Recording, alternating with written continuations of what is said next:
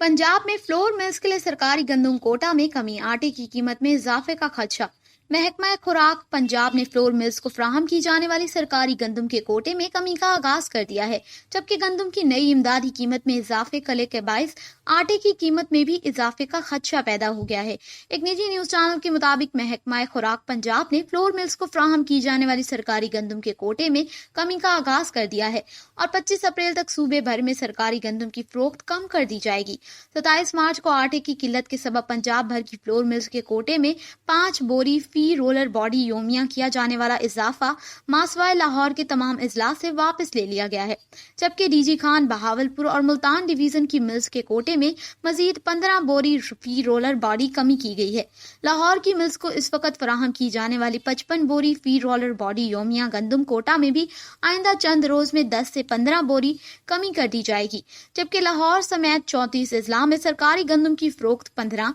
या 20 अप्रैल जबकि रावलपिंडी में 25 अप्रैल को खत्म कर दी जाएगी।